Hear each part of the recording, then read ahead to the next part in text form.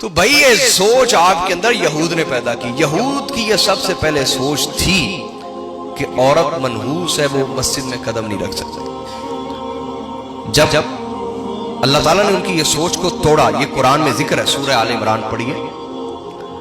حضرت عمران کی زوجہ نے کہا کہ اللہ میرے پیٹ میں جو بھی بچہ ہے یا بچی ہے میں اس کو تیرے لیے وقف کرتی ہوں، میں اس کو تیرے لیے وقف کرتی ہوں. میں اس سے اپنے ذاتی کام نہیں لوں گی، کوئی دنیاوی کام، کوئی ہانڈی روٹی، کوئی کپڑے دھونا بنانا، کچھ بھی اپنا ذاتی کام وہ تیرے لیے وقف ہوگی، جو بھی میرے پیٹ میں ہوگا یا ہوگی. تو اللہ تعالیٰ فرماتے فلما وضعت، پس جب ڈیلیوری ہوئی، وضع حمل ہوا، تو وہ بچی پیدا ہوئی. بچی پیدا ہوئی تو وہ پریشان ہو گئی. حضرت عمران کی زوجہ، حضرت عمران انتقال کر چکے تھے، اللہ کے نبی تھے. حضرت مریم کے والد اللہ کے نبی تھے. حضرت عیسیٰ علیہ السلام کے نانا جان اللہ کے نبی تھے، اور حضرت زکریا بھی ان کے شاگرد تھے. حضرت عیسیٰ کے جو نانا تھے حضرت زکریا ان کے شاگرد، اور تمام علماء یہود ان کے شاگرد تھے. اور حضرت عمران یہ کہہ گئے تھے کہ میرے بعد جو بچہ آئے گا وہ مسیح ہوگا، مسیح نجات دلائے گا بنی اسرائیل کو نجات دلائے گا. اب ہوا یہ، اللہ تعالیٰ نے ایک طرف ان کے ایمان کو آزمایا، دوسری طرف ان کے اندر یہ جو کفر پیدا ہو چکا تھا عورتوں کے متعلق، ان کا کوئی حق نہیں کہ اللہ کے گھر میں آئے، ان کا کوئی حق نہیں کسی درس میں شریک ہو یا تورات سنے بھی، تورات سننے کا بھی ان کا کوئی حق نہیں ہے. سمجھ آ رہی ہے نہیں؟ اور جب عورتوں کو حیض آتا، مینسز آتے، ماہواری آتی، تو وہ اپنے گھروں سے عورتوں کو نکال دیتے. انہوں نے باقاعدہ ایسی جگہ بنائی ہوتی جہاں جا کے عورتیں حیض کے ایام کاٹتی تھی. وہ ان کو بڑا ناپاک سمجھتے. سمجھ رہی ہے نہیں؟ تو یہ ہمارا دین میں بے حیائی کی باتیں نہیں کر رہا. بے حیائی وہ ہے جو ہم گھروں میں دیکھ رہے ہیں اور اپنی بیٹیوں اور بہنوں کو دکھا رہے ہیں اور ہمیں شرم نہیں آ رہی. تو نبی علیہ الصلوۃ والسلام سے پوچھا گیا یا رسول اللہ حیض کی حالت میں، ماہواری کی حالت میں عورت سے کیا تعلق رکھ سکتے ہیں؟ حضور نے فرمایا یہودی جو تھے وہ ان کو اپنے گھروں سے نکال دیتے تھے حیض جب آتا تھا، اور عیسائی جو تھے وہ ان سے جماع کرتے تھے، قربت کرتے تھے، انٹرکورس کرتے تھے.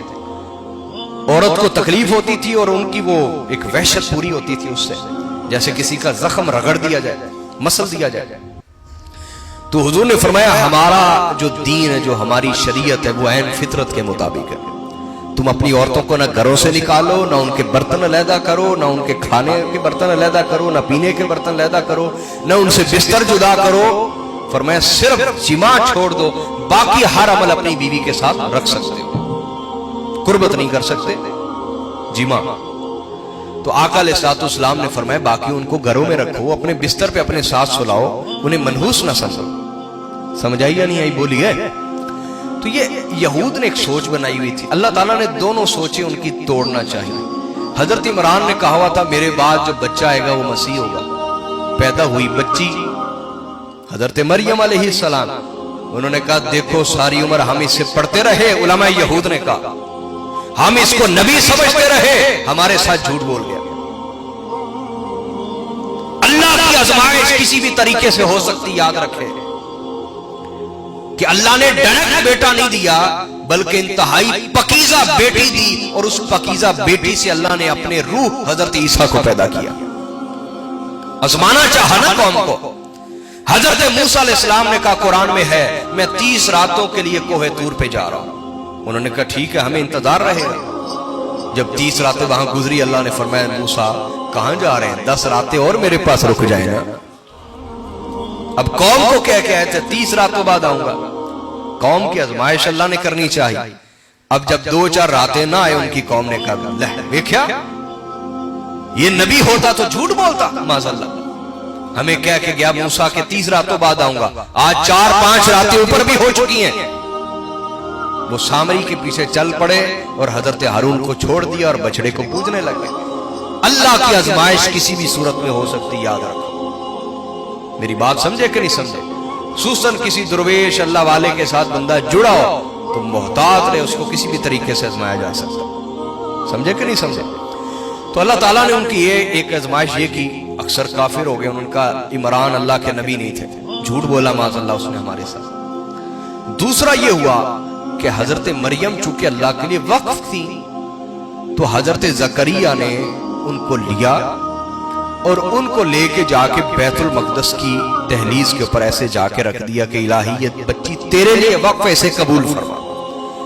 2-4 دن کی بیٹی ہے, 2-4 دن کی بچی جیسے مسجد میں جا کے حضرت زکریا نے رکھی تو چونکہ باقی علماء یہود بھی حضرت زکریا کے ساتھ پڑھتے رہے, کلاس فیلو تھے, اللہ نے ان کو نبی بنا دیا, ان کو نبوت کے لیے نہ چنا, وہ کلاس فیلو تھے, برابر کے لوگ تھے, اور برابر کے لوگوں میں اکثر حسد پیدا ہو جاتا ہے. انہوں نے کہا زکریا یہ کیا معاذ اللہ تماشا ہے, تمہیں پتہ نہیں بچی کا جائز نہیں مسجد میں قدم رکھنا, تم نے بچی کو مسجد میں رکھ دیا. آپ نے فرمایا اللہ کی قسم یہ تم نے تورات میں تبدیلی کی ہے.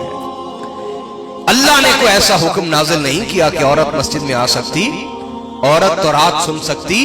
اللہ نے کوئی ایسا حکم نازل نہیں کیا, یہ تم نے اللہ کی کتاب میں تبدیلی کی ہے. اس پر انہوں نے جھگڑا کیا حضرت زکریا سے اور کہا کہ خبردار آئندہ کے بعد یہ بیٹی مسجد میں نہیں آئے گی. اور ان کا جھگڑا اتنا طاقتور تھا کہ آپ بے بس ہو. پس جب 5 سال کی ہوئی حضرت مریم تو حضرت زکریا علیہ السلام نے, چونکہ بڑائی بھی تھے, کارپینٹر تھے, لکڑی کا فرنیچر بناتے تھے حضرت زکریا, تو حضرت مریم کو مسجد کے کونے میں جو مسجد کے حدود سے باہر جگہ تھی نا وہاں پہ آپ نے حجرہ بنا دیا لکڑی کا کہ بیٹے یہاں رہ کے عبادت کرنا, چونکہ تو اللہ کے لیے وقف ہے, تیری ماں نے منت مانی ہے.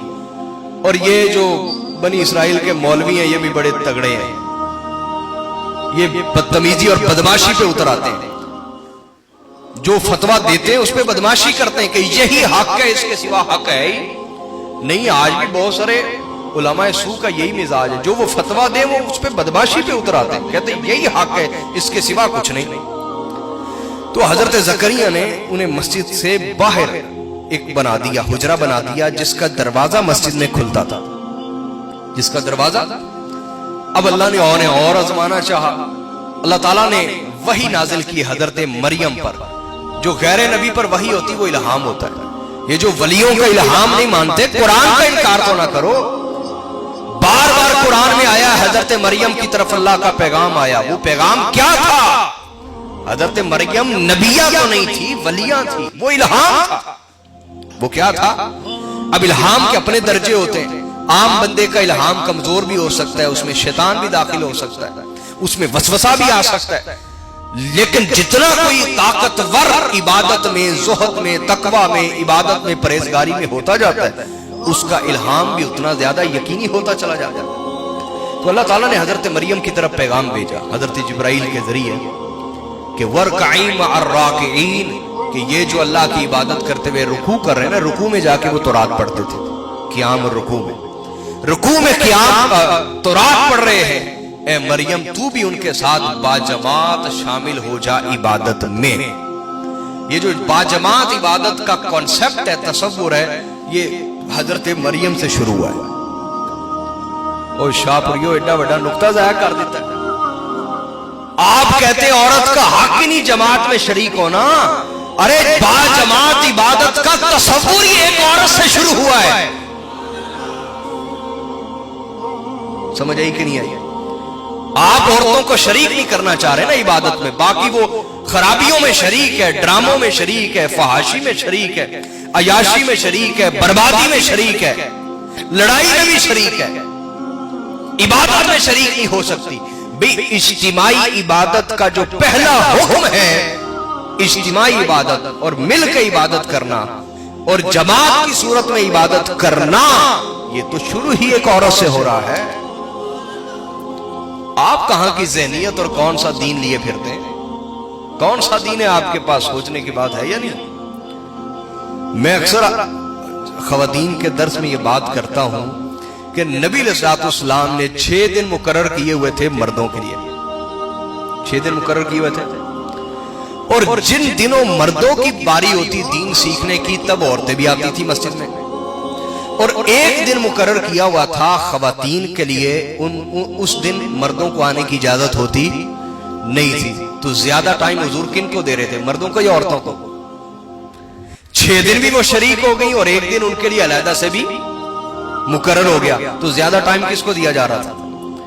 यही वजह है कि यूरोप, यहूद, कुफार आपकी औरतों पे ज्यादा मेहनत कर रहे हैं। उन्हें पता आप भोले वाले हैं, आप जितना मर्जी दीन जुमे से सुनाएं, जो आपकी औरत ने कहना होना घर में वही है। समझ आ रही है नहीं आ रहा? ये इंसान, मैं अक्सर एक लतीफा भी सुनाता हूं, लेकिन अलमिया हमारे मुआशरे का, मैं कहता हूं दो झूठ ऐसे हैं, एक झूठ मर्द बड़े फख्र से बोलता है और एक झूठ औरत बड़े फख्र से बोलती है। मर्द बड़े फख्र से झूठ बोलता है, मैं अपनी मर्जी करना, मैं अपनी मर्जी करना, हालांकि चलती चलती इसकी घर में कोई नहीं, बड़े फख्र से ये झूठ बोलता है। और दूसरा, औरत बड़े फख्र से झूठ बोलती है, वो कहती मैं उनकी इजाजत के बगैर कोई काम नहीं करती, उनकी इजाजत के बगैर कोई काम नहीं करती। तो ये दूसरा झूठ है जो औरत बड़े फख्र से बोलती है।